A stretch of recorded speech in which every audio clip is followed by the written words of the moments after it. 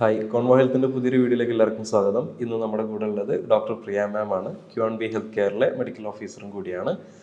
ഇന്ന് നമ്മൾ ഡിസ്കസ് ചെയ്യാൻ പോകുന്ന വിഷയം ഗ്യാസ്ട്രിക് ഡിസോർഡർ അല്ലെങ്കിൽ അസിഡിറ്റി, വയറുമായി ബന്ധപ്പെട്ടുള്ള കാര്യങ്ങളെ പറ്റിയാണ്.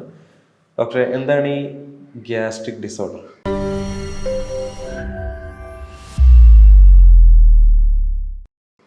അപ്പം ഗ്യാസ്ട്രിക് ഡിസോർഡർ എന്ന് പറഞ്ഞാൽ ആമാശയ സംബന്ധമായ രോഗങ്ങൾ. നമുക്കറിയാം, ഒരു ജനിച്ച് വീഴുന്ന കുഞ്ഞു തൊട്ട് ഏത് വാർദ്ധക്യത്തിൽ വരെ ഏതെങ്കിലും ഒരു ടൈമിൽ നമുക്ക് ആമാശയ സംബന്ധമായ എന്തെങ്കിലും രോഗങ്ങൾ അനുഭവിച്ചു തരും. അത് ബേസിക് ആയിട്ട് ഒരു വയറുവേദനയോ അല്ലെങ്കിൽ ഗ്യാസ് ട്രബിളോ അല്ലെങ്കിൽ അസിഡിറ്റി, പിന്നെ അത് ഗ്യാസ്ട്രിക് അൾസേഴ്സ് ആയിട്ട് മാറാം. അങ്ങനെ അത് ഡെവലപ്പ് ചെയ്ത് പോകുന്നതായിട്ട് കാണാം. ഇങ്ങനെ പല കൂട്ടം രോഗങ്ങളെയാണ് നമ്മൾ ഗ്യാസ്ട്രിക് ഡിസോർഡേഴ്സ് അല്ലെങ്കിൽ ആമാശയ സംബന്ധമായ രോഗങ്ങൾ എന്ന് പറയാറ്. ഇതിൽ ഏറ്റവും ബേസിക് ആയിട്ട് കാണുന്ന ഒന്നാണ് ഗ്യാസ് ട്രബിൾ എന്നും നമ്മളെല്ലാവരും പറയുന്നു. കുഞ്ഞ് ജനിച്ച് വീണത് പാല് കുടിക്കുമ്പോൾ തൊട്ട് നമ്മൾ അതിനെ ബർപ്പ് ചെയ്ത് പറയുന്നത് നമ്മളത് ഗ്യാസ് കളയാറുള്ളതാണ്. അപ്പോൾ തൊട്ട് തുടങ്ങുന്ന കണ്ടീഷൻസ് ആണ് ഈ ഗ്യാസ് ട്രബിൾ. അല്ലെങ്കിൽ ഇതുമായി ബന്ധപ്പെട്ട ഒരുപാട് രോഗങ്ങൾ ഇന്ന് നമ്മുടെ ഇടയിൽ കോമൺ ആയി കാണുന്നുണ്ട്.